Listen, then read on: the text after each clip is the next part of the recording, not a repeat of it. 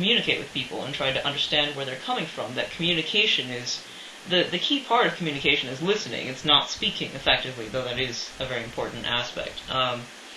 It goes into two more pieces that I'm not really going to read entirely. However, Dylan Thomas wrote a poem that many people are very familiar with, titled "Do Not Go Gentle Into That Good Night." Rage, rage against the dying of the light. I'm sure many people will find those lines familiar, but they're not really sure what the poem is about, aside from the fact of resisting death. This poem was actually written for his father, obviously, who was in his last stages of illness right before he died, and he's writing this to his father. And there are parts of this poem, he says, though wise men at their end no dark is right, because their words had forked no lightning, they do not go gentle into that good night. Good men, the last wave by, crying how bright their frail deeds might have danced in a green bay, rage, rage against the dying of the light. And then he goes on to say that there are wise men who are totally consumed in their wisdom and their intellect, and when they die, they find that there is nothing waiting for them because their life was ultimately empty, that there was no meaning. It was pure stuff. That's all it was. And these men that go out and strive to do as much as they can, such as who was it? I think it was Tennyson's Ulysses, I think. He wrote about the men who go out and strive. King Ulysses is old and he's ready to stop his sailing around the world and adventuring, but he won't stop. And he says that it's fine for an old body and an old soul to go and continue to seek out adventures until the day you die, to enrich everything. And Yeats goes on to say the same thing in Byzantium, Sailing to Byzantium. He praises the acquisition and the expression of knowledge even after death. He writes, "Once out of nature I shall never take my bodily form from any natural thing. But such a form as Grecian goldsmiths make of hammered gold and gold enameling to keep a drowsy emperor awake, or to set upon a golden bough to sing to lords and ladies of Byzantium of what is past or passing or to come."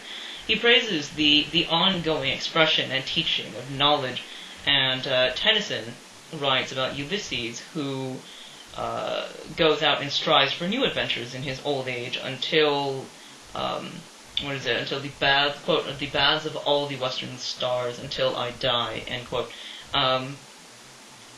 It's an interesting thing that these different pieces of literature I've read are very similar in era, relatively speaking, in the realm of literature, and as compared with the two works by Yeats and Tennyson, Byzantium and Ulysses, they were written in relatively recent years. However, they're meant to express a certain message that was conveyed back in the classical world, the ancient world of Ulysses, of Homer, of Ovid.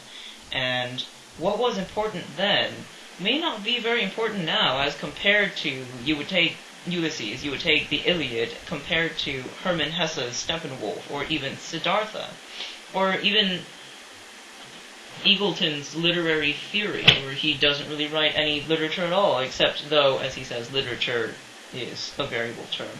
So, I'm curious that in people's analysis of what is important in their lives today, what is really important, and what are those decisions based on? Values and principles that supposedly never change? But apparently they do, maybe in regards to literature, of course, but what about basic human conduct? That obviously changes as well. We don't go through the same familial and religious and medical practices as we did, 700 years ago, 300 years ago, even 100 years ago. Racism, slavery, segregation would be a good example. And, of course, it still goes on today, but it's not practiced publicly. It's not supported by the government. So, it's a curious thought that I had while reading through this before going to sleep, that what was important to me, it was so important, it was the focus of my life, it was going to be my future, and now today, my focus has completely shifted. And I wonder that the importance that we place on things today are they really important? Or are they simply urgent? We feel that there is an urgency, that there is a certain value that we place on things based on variable values and principles.